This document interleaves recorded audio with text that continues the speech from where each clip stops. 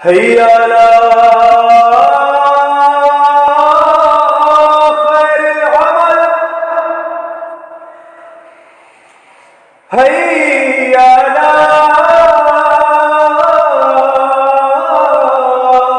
خير العمل. والصلاة والسلام على أشرف الأنبياء والمرسلين. قال الله في شأنه وما أرسلناك إلا رحمة للعالمين. محبوب رب المشرقين والمغربين وجد الحسن والحسين المكي المدني القرشي الهاشمي المولانا أبي القاسم محمد اللهم صل على محمد وآل محمد وآله الطيبين الطاهرين المعصومين المظلومين ولعنة الله على أعدائهم وغاصب حقوقهم ومحو فضائلهم وعظمتهم أجمعين. أما بعد فقد قال الله تبارك وتعالى في كتابه المجيد وفرقانه الحميد وخطابه المتين وهو أصدق الصادقين وقوله الحق. بسم الله الرحمن الرحيم. يا أيها الرسول بلغ ما أنزل إليك من ربك وإن لم تفعل فما بلغت رسالته والله يعصمك من الناس. صلوات محمد وآل محمد. اللهم صل على محمد وآل محمد. فضان محترم، اللہ سبحانہ وتعالیٰ نے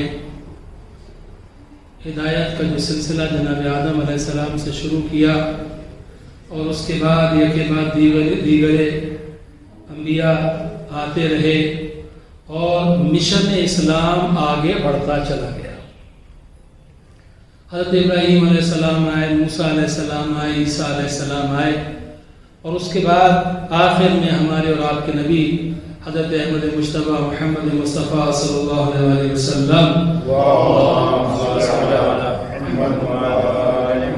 تشریف لائے اور پیغمبر کی آمد کے ساتھ اب یہ جو ہمارے نبی ہیں یہ ختم المرسلین ہیں.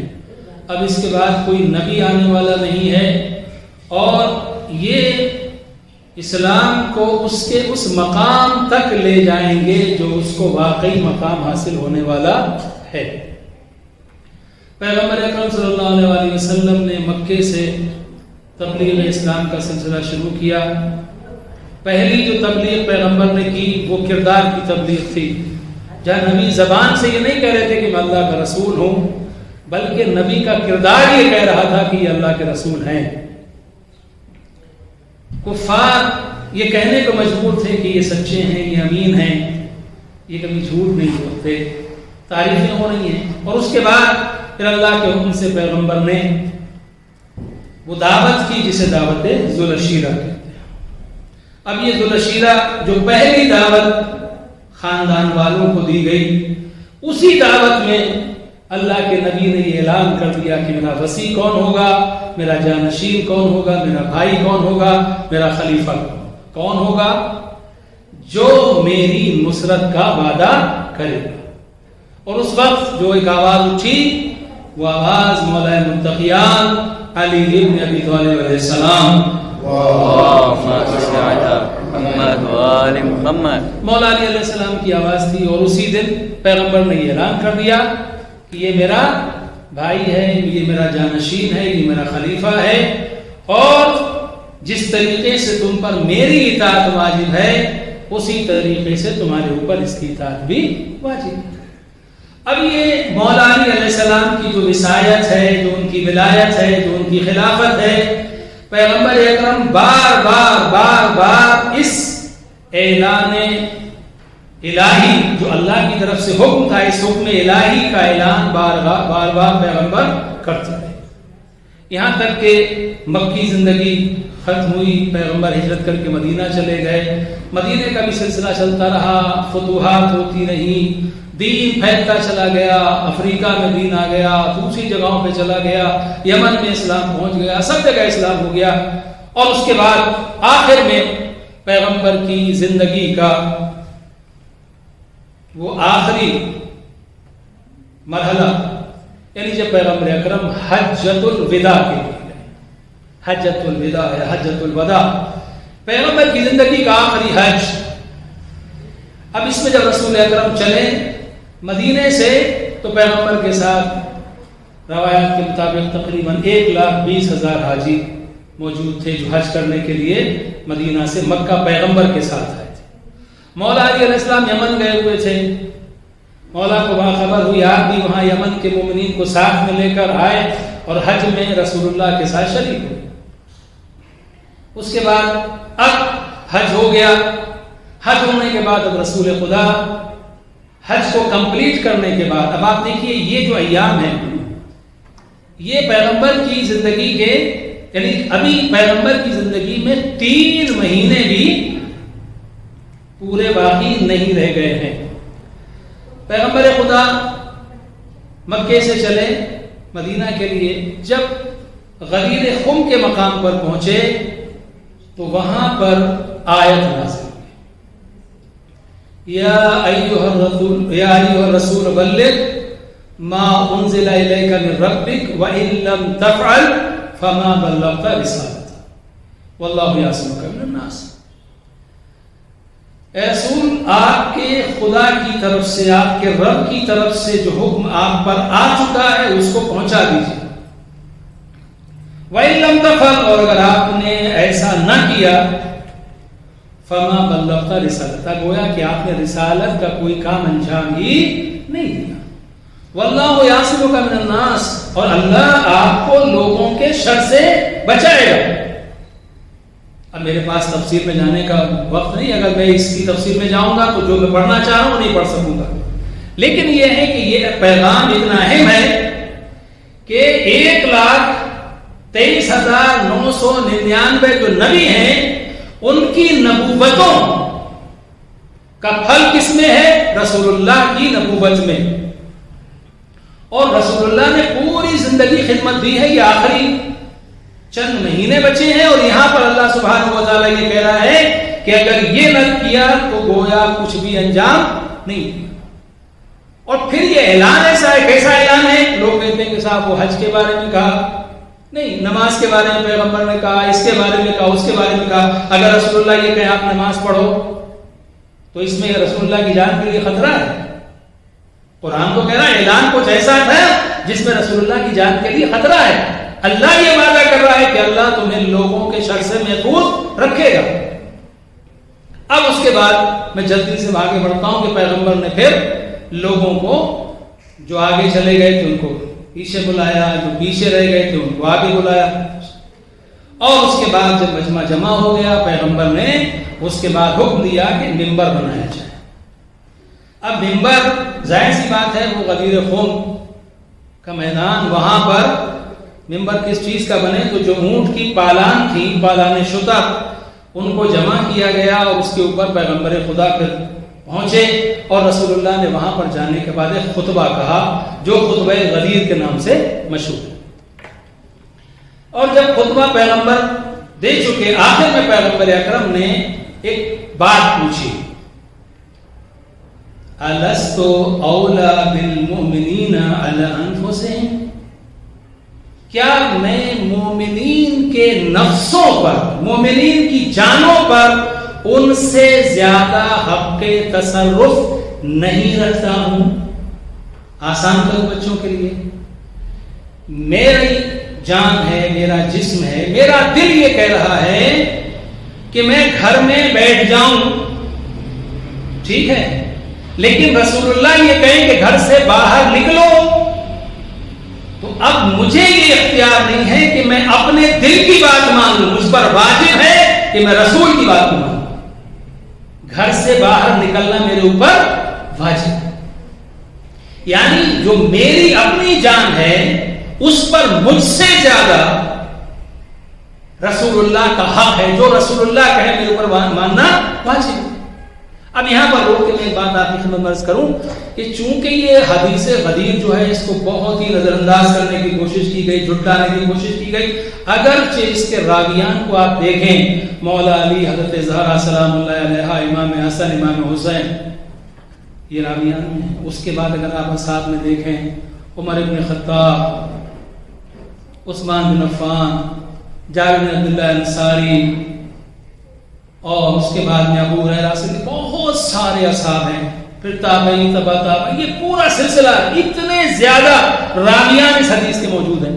تو لوگوں نے کیا کیا کہ اس کا ذکر کرنا چھوڑ دیا، ہم غدیر کا ذکر ہی نہیں کریں گے.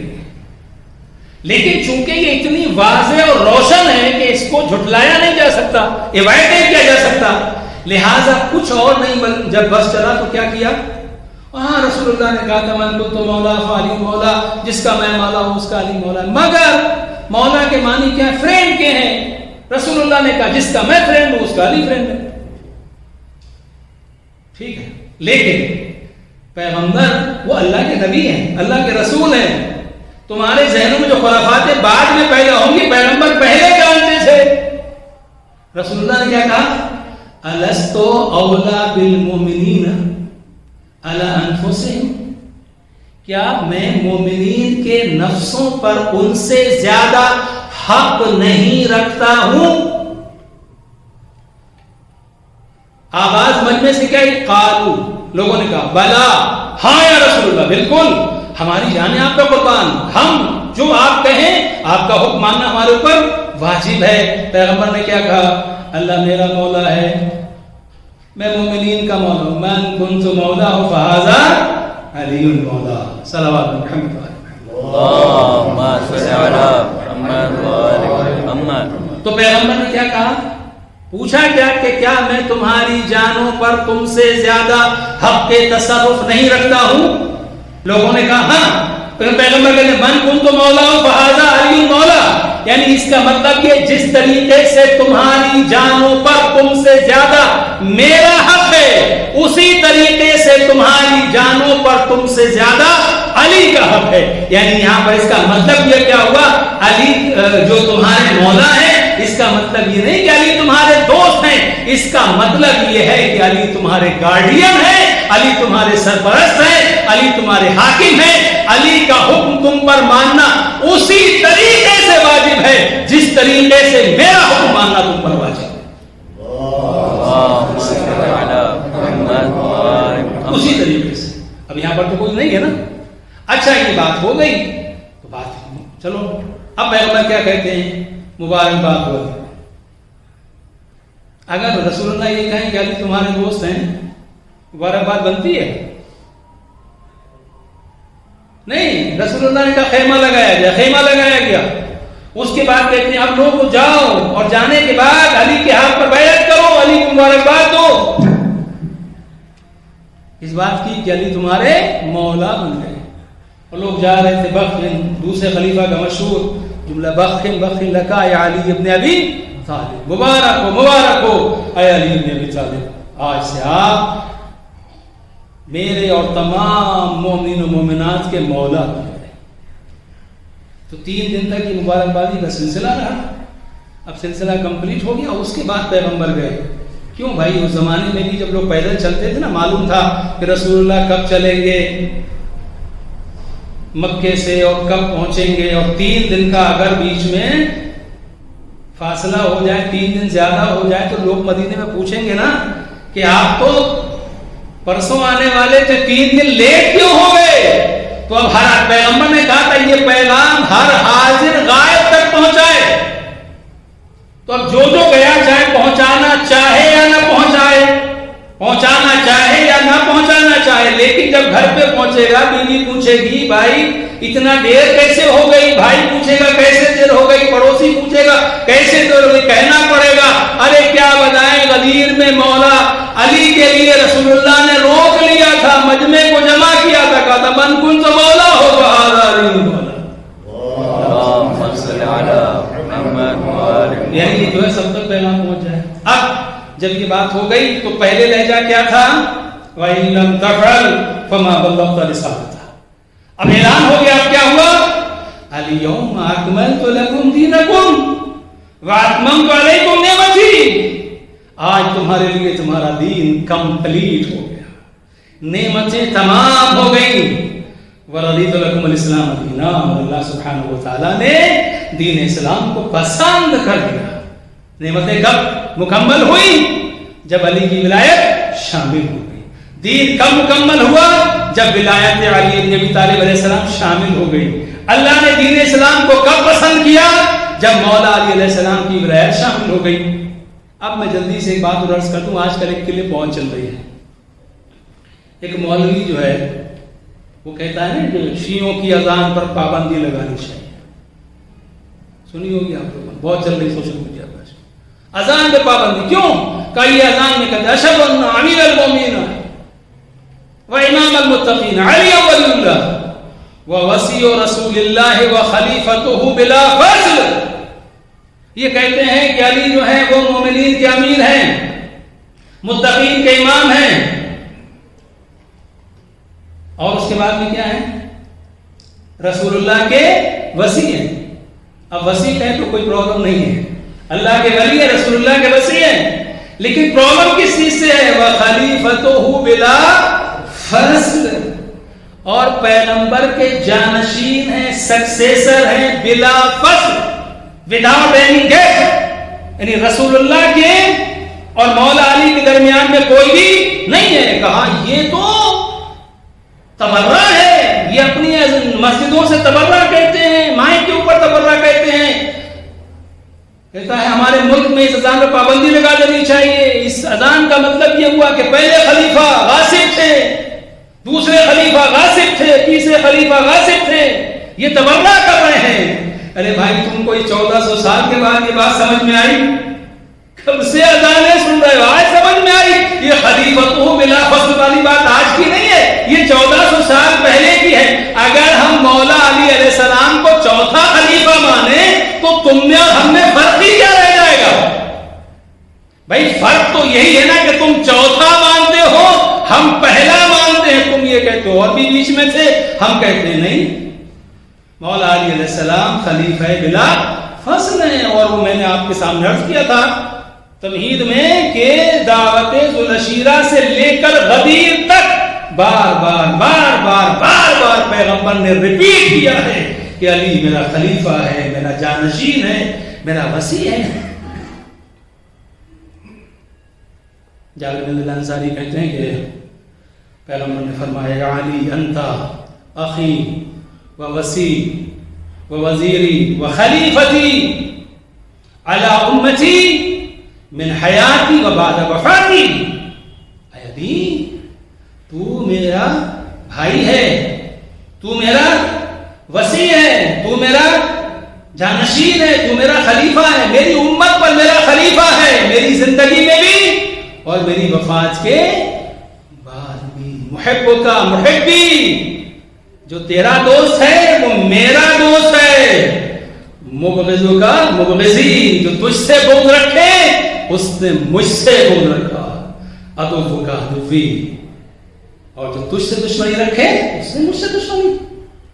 تو معیار کیا؟ رسول اللہ سے معیار یہ ہے محبت کا کہ جو مولا علی علیہ السلام سے محبت کرے.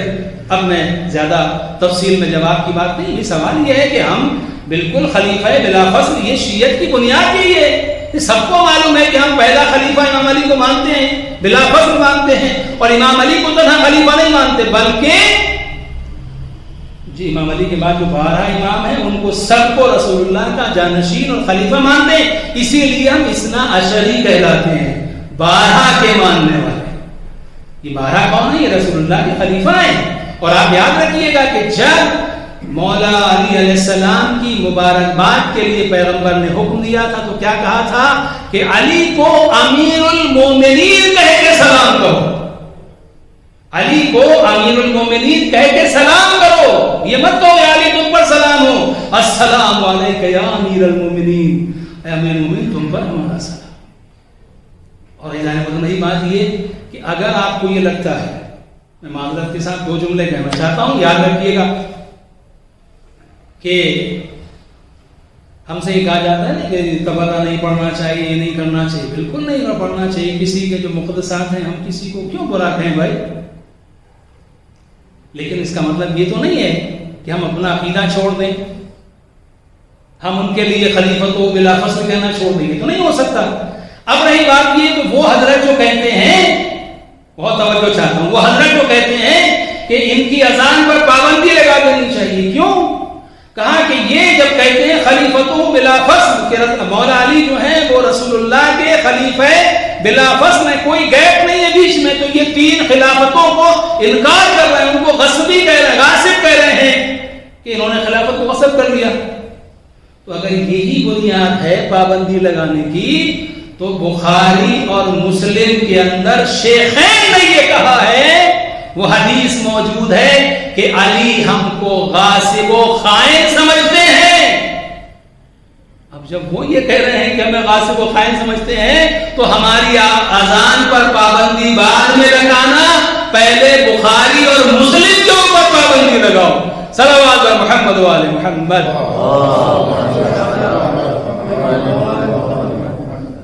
تو بہت ساری بحثیں میں ان بحثوں میں نہیں جانا چاہتا، بس اب میں یہاں پر آپ حضرات کی خدمت بھی عرض کرنا چاہتا ہوں کہ ہم جو عید منانے کے لیے آئے ہیں، تھوڑا سا ہم کو احساس و عید یہ ہے کون سی، کیونکہ ہم بھی حالات کے حساب سے ہم نے اپنا ایک سسٹم بنا لیا کہ جسے ہم نے چاہا بڑی عید بنا لی، جسے ہم نے چاہا چھوٹی عید بنا لی۔ جو ہم عید منانے کے لیے جمع ہوئے ہیں، اس عید کی شان کیا ہے، اس کا مقام کیا ہے؟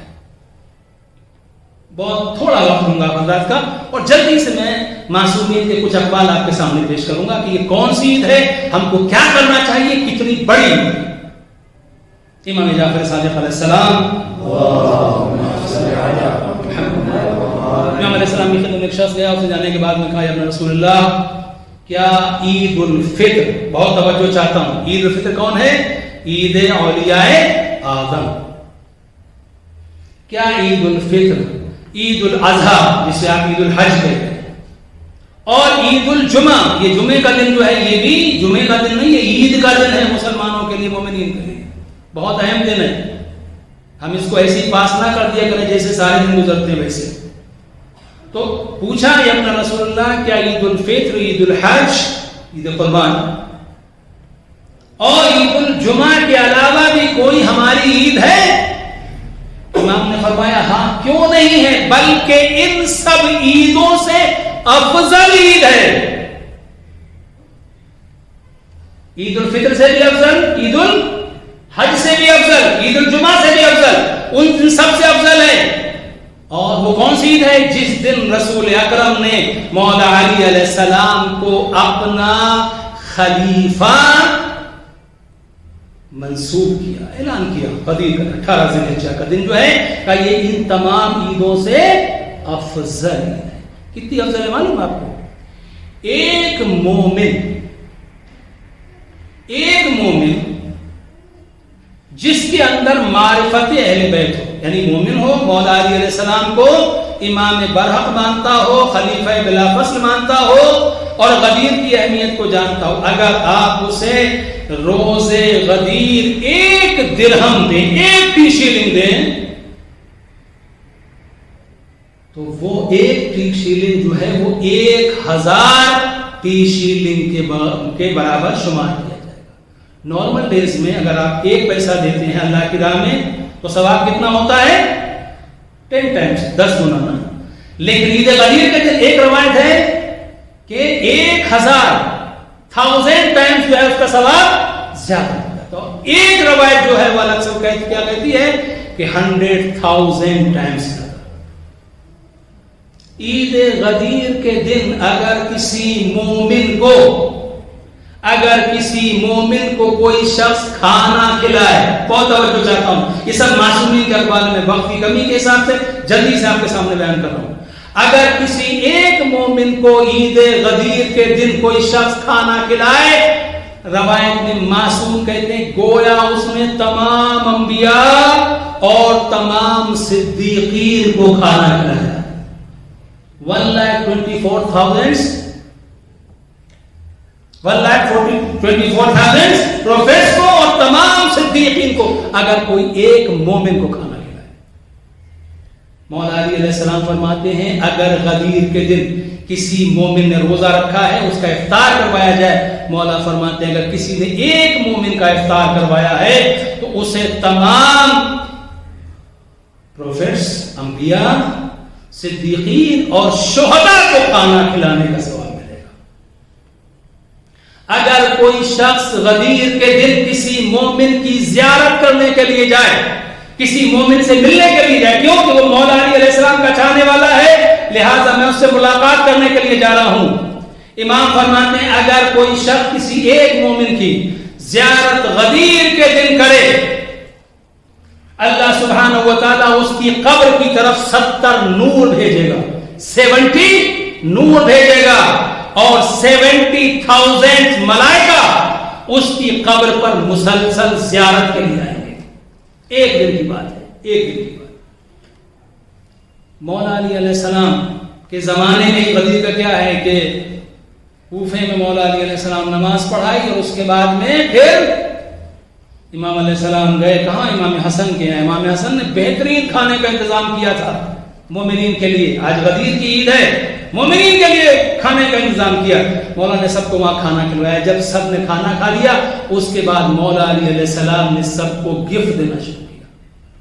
جتنے مومنین تھے سب کو گفٹ، سب کو گفٹ. امام رضا علیہ السلام کا بھی یہی طریقہ تھا، مومنین کی دعوت کرتے تھے اور سب کو بڑے بڑے تحفے دیتے تھے.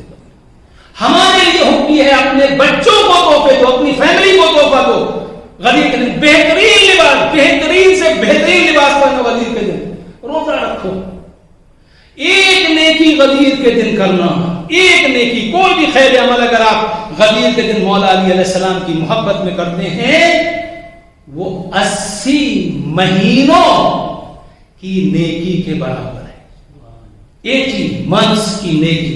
آپ ایک نیکی کی، لیکن یہ کہتے ہیں 80 مہینوں کی نیکی کے برابر ہے. عزیزان محترم، اللہ سبحانہ و تعالیٰ کی رحمت کا دسترخوان بچھا ہوا ہے کہ تم علی کے نام پر کچھ دے کے تو دیکھو، پھر یہ دیکھو کہ رب علی تمہیں کیا عطا کرتا ہے. علی کا رب تم کو کیا عطا کرتا ہے. عزیزان محترم، بہت بڑی عید ہے. اسی لیے کہا گیا عید اللہ اکبر ہے. یہ اللہ کی بڑی عید ہے، سب سے بڑی عید ہے مومنین کے لیے. یہ عید ولایت ہے. یہ کفر اور نفاق کو، یہ مومن اور منافق کو الگ کر دیتی ہے. جب آپ خلیفۃ ہو بلا فصل کہیں گے تو پھر دشمن علی ٹھہرے گا نہیں. یہ خاص پہچان کی عید ہے، شناخت کی عید ہے. لہذا یعنی محترم، اس عید کو جتنا بھی ہو سکے ہم کو یہ ذکر کی، شکر کی، صلوات کی عید ہے. جتنا زیادہ ہو صلوات پڑھیں. نماز کی ہے عید غدیر کے دن کی ایک نماز ہے، وہ نماز ہی پڑھیں. زیادہ سے زیادہ صلوات پڑھیں، مولا کے نام پہ صدقہ دیں، اللہ کے لیے صدقہ دیں، مولا کی محبت. روزہ رکھیں، روزہ رکھ سکتے ہیں، اور کار خیر کریں، جو بھی کام انجام دے سکتے ہیں. آپ یقین مانیے. اور دیکھیے، میں آخری بات بولوں، اس کے آپ کے بعد آپ کی ذمہ تمام کر رہا ہوں. وہ یہ ہے کہ کچھ جگہوں پر ایک مومنین نے بڑا اچھا طریقہ نکالا ہے، وہ میں آپ تک پہنچانا چاہتا ہوں. غدیر ضروری نہیں ہے کہ آپ بھائی ہمارے پاس نہیں ہے، ملینس نہیں ہے، بلینس نہیں ہے جو ہم اتنے بڑا کر دیں. کیا ایران میں زیادہ ہوتا تھا، ابھی دوسری جگہوں پہ بھی شروع ہے. لاسٹ میں انڈیا میں بھی جگہ دیکھا. کیا ہے؟ ایک ٹیکسی ڈرائیور ہے، اس نے ٹیکسی پر لکھ دیا کہ آج عید غدیر ہے، عید غدیر کی خوشی میں ہم کسی سے کرایہ نہیں لیں گے. اب وہ ٹیکسی پورے شہر میں گھوم رہی ہے، پورے شہر میں گھوم رہی ہے. کیا ہے بھائی؟ ظاہر سی بات، دن بھر میں وہ 1,00,000 شیلنگ 2,00,000 شیلنگ کماتا. 50,000 شیلنگ، لاکھ تو بہت زیادہ کہنا. اتنا بیچارے اگر ٹیکسی والے کما لیتے تو ان کے گھر تو بہت بڑا. لیکن وہ اس نے 50,000 قربان کیے مولا کے لیے. پورے شہر میں جو ہے غدیر کا اعلان ہو رہا ہے. ایک ٹیلر ہے، کپڑا سینے کے لیے بیٹھا، اس نے بورڈ لگا دیا کہ غدیر کے دن کپڑا سلائی فری. کس سے لیں گے سلا؟ مولا علی علیہ السلام سے لیں گے. اللہ عطا کرے گا. کوئی راستے میں پنچر جوڑنے والا، کوئی میکینک بیٹھا ہوا ہے، کوئی گاڑی لے کے آیا، ہماری گاڑی خراب ہو گئی، ہاں ٹھیک ہے، ٹھیک ہوا. کتنا کا صلوات پڑھو محمد والے محمد پر چلے جاؤ. اللہ صلی اللہ. آج نہیں لیں گے شاہ غدیر. تو یہ تحفے تحائف کی، شکر کی، ذکر کی اللہ سبحانہ و تعالیٰ اتنی بڑی نعمت ولایت علی بن ابی طالب علیہ السلام اللہ سبحانہ و تعالیٰ نے عطا کی ہے. لہذا اس خوشی کو ہمیشہ جہاں پر بھی ہوں ہمیں بہت ہی شان کے ساتھ منانی چاہیے، اس لیے کہ مومنین کی اس سے بڑی کوئی عید نہیں ہو سکتی۔ روایت میں ہے عید الفطر، دونوں شب قدر یعنی جتنی شب قدر ہے، دو عید الفطر، ان سب کا ثواب بھی ملایا جائے تو وہ غدیر کے ثواب کے برابر نہیں ہے۔ عزیزان محترم، کیوں؟ اس لیے کہ یہ عید وہ ہے کہ جو روح ہے، باقی سب جان ہے، یہ عید روح ہے، اگر روح نکال لو تو جسم تو ہوگا مگر بے جان ہوگا۔ اس عید کو ایمان کی عید کہتے ہیں۔ آپ سب کو مولا علی علیہ السلام کی یہ ولایت کی عید بہت بہت مبارک ہو۔ اللہ سبحانہ و تعالی ہم کو مولا کے چاہنے والوں میں شمار کرے، ان کی ولایت پر ہمارا خاتمہ ہو اور ان کے موالیان کے درمیان ہم شمار کیے جائیں۔ عید غدیر کے دن خاص یہ ہے کہ مومنین جب ملے، حکم ہے ویسے ہی مسافر کا بہت سوال، لیکن عید غدیر کے دن خاص طور سے یہ بھی اعمال میں سے ایک عمل ہے کہ جب مومن سے ملیں ایک دوسرے سے مسافیہ کریں۔ اب کرونا وائرس کے حساب سے آپ لوگ نہیں کر سکتے، دور سے سلام کر کے مبارکباد دے دیجیے ایک آدھ کو، اور اس کے بعد میں تجدید عہد کریں، دعائے مدعا پڑھیں، اپنے زمانے کے امام کو یاد کریں اور زمانے کے امام کو تہنیت پیش کریں۔ اور ہم اللہ سبحانہ و تعالیٰ کی بارگاہ میں دعا کرتے ہیں، پروردگار اس عظیم عید کے صدقے میں مومنین کی جو بھی مشکلات ہیں ان سب کو پروردگار آسان فرمائے اور ہم کو دنیا اور آخرت کی کامیابی نصیب کرے، مومنین کی مغفرت فرمائے، بیماروں کو شفا ہو، خصوصاً اس کرونا وائرس کے وبا کا خاتمہ ہو۔ کل مولا علی علیہ السلام کی خاص زیارت کا دن ہے، لوگ جاتے تھے غدیر کی زیارت کے لیے، نجف اشرف، اس سال جو مقامی لوگ ہیں وہ زیارت کر رہے ہیں، آپ لوگ جہاں پر ہیں وہیں سے زیارت پڑھ لیجیے گا مولا علی علیہ السلام کی، انشاءاللہ اس کا ثواب مل جائے گا۔ یہ بھی ہے کہ مومنین آپس میں جب مصافحہ کریں تو پھر ایک دعا، تو اب ہم یہاں تو ہاتھ نہیں ملائیں گے، اس لیے کہ جماعت کے حساب سے جو ہے وہ ہاتھ نہیں ملانا چاہیے، احتیاط اچھی بات ہے، لیکن آپ لوگ ہاتھوں کو بلند کر کے، ہاتھوں کو اوپر اٹھا کے اللہم صلی علی محمد وآل محمد، بسم اللہ الرحمن الرحیم، الحمدللہ الذی جعلنا من المتمسکین بولایت امیر المؤمنین علی بن ابی طالب علیہ السلام وأئمة علیہم السلام، اللہم صلی علی محمد